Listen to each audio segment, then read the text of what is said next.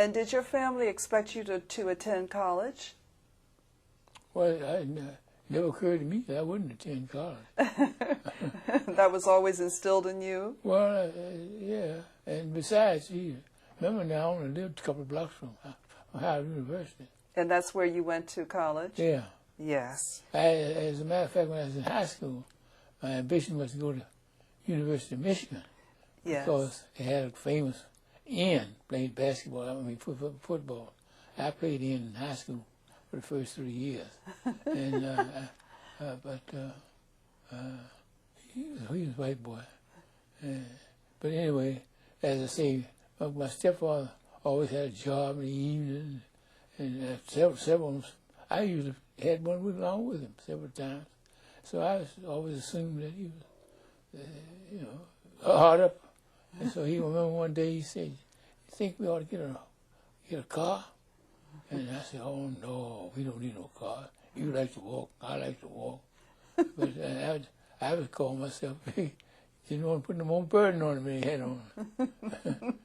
And of course, I wanted that car to Where's Conaway, because when I was in high school, we had an automobile. Oh man, that was big time. That was big time, yeah. Why did you want to study law, Mr. Hill?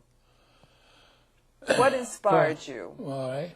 My stepfather had a brother named Sam Hill. And Sam's wife was named Natalie. Sam had a stroke and died. And Natalie gave me 1924. This was about 1928. Now I'm in college, second year. And one of these Joe colleges, gentlemen see, because that allowed me to work and go to school and do things generally. And we used to wear those big, those wide 22-inch pants with 6 or 7 inch cuff on it and a sweater. But anyway, she gave me this being annotated, that it carried not only the text, but the cases that had been decided by the Supreme Court as to each provision. So I looked in it and read the 13th and 14th and 15th Amendments, and then it looked like to me segregation down in Virginia, or in Washington too. Heck, Washington was able to segregate. Old Wilson had come in, and even with a little progress they were making, he stymied all that and set them back. So the only thing we could do in Washington, you could do, I mean, in Virginia was right, segregated on streetcars, and go to public buildings. You could go to all the public buildings. But anyway, I read the Constitution, and the 13th, 14th, and 15th Amendments. Yes. And so then I went down to Congressional Library and got to some of the case books, citing some of the cases, Plessy versus Ferguson. And I looked at me, they lost their cotton picking mind when they said that segregation wasn't constitutional. So, and at that time, 1928, the big project of the NAACP was to get an anti-lynching law. And you couldn't get a law passed through Congress to make it a crime to lynch a Negro, much less give him his civil rights.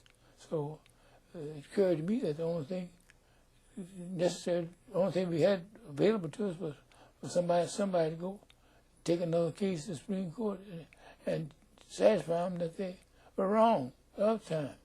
And somebody had to go. Well, I was just much somebody as anybody else, so I went to the registrar's office, see what I could do to go to law school, and found that I had taken all required subjects so far, although I was no scholar, but I had taken the Crips, and that I could. Yeah, another thing I had done, I finished high school in midterm. Oh, good. And then I still needed waiting for September. I went on down and entered the college Spring Quarter. And that, of course, that was all wrong, because that put me up at upper class, because I particularly in foreign languages. I studied Spanish, and I got disgusted with the Spanish teacher, so then I took up German. So I had 2 years of Spanish and 2 years of German. And when the 2 years of German, it put me with the upper classes when I hit college. And they had a rule that you had to attend German club.